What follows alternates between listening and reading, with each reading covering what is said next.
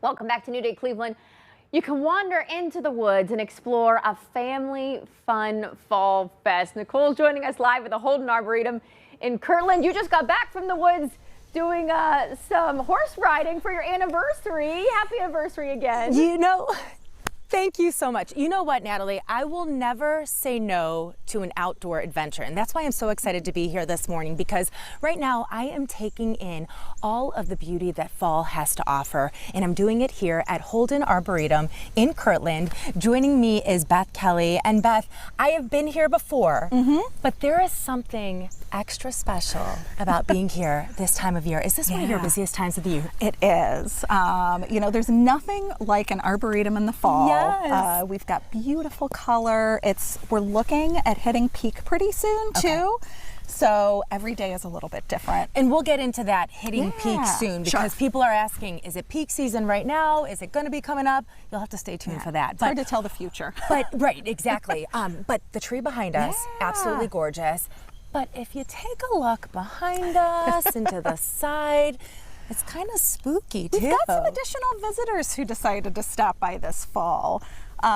This is a couple of pieces in our Skeleton Grove exhibition, which we've been having a lot of fun with this year. So this is a brand new exhibit. You guys have been talking about maybe trying to implement something like this for a little bit. You finally said, let's do it. Yes, it started out as a little bit of a joke. One of my colleagues said, hey, you guys should put up 12-foot skeletons. You've got so much space out at the Arboretum. So how many displays, when you walk through, can you expect to see? We have 10 different skeletons, 10 pieces around where we are, the main display garden.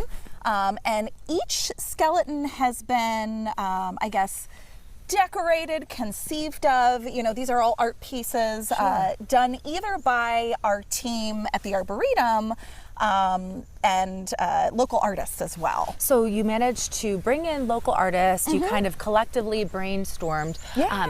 I noticed too, as I was kind of taking a look around, it feels like there's an educational component to all of them, if not most of them. We really, all of us on the team really enjoy seeing these skeletons outside people's houses. But, doing a display, we knew we had to level it up a little bit.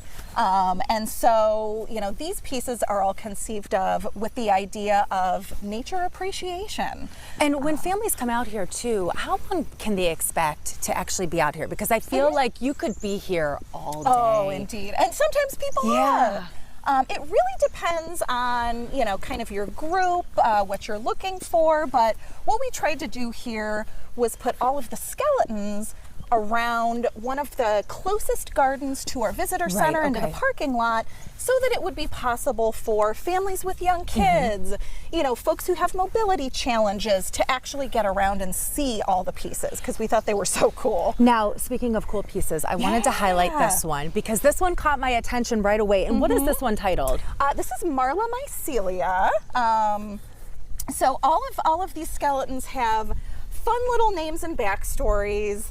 But the idea with her is she's got these mushrooms behind her. She's decomposing, growing mushrooms, kind of going back to the earth, which is, a little bit of a creepy Halloween thing, but it's also very, it's our mission. We're the Arboretum. We're, and it's the life cycle. And are you finding too, when families come in, they say, you know what, Beth, you gave me an idea for something I can do with the skeleton I have in my front yard? We haven't gotten that yet, but I'm really because I'm looking at this and I'm saying I would love to do something similar. I have gotten some kids giving me ideas for next year and asking if they can do them, which I think is like just the best because it's inspiring. I love that so much. So these displays will be available for people to see until November 2nd is the final day. Okay, so that's the final day for that. But I do want to really quickly mention this weekend, Fall Forest Fest. Fall Forest Fest, and what can families expect when they come out this weekend? So it's Saturday and Sunday, 10 to 4 both days. It's going to be just a celebration of all things fall. We'll have fun activities for kids, marshmallow roasting. We're going to have food trucks out. We'll have some special presentations, story time. There's a lot going on.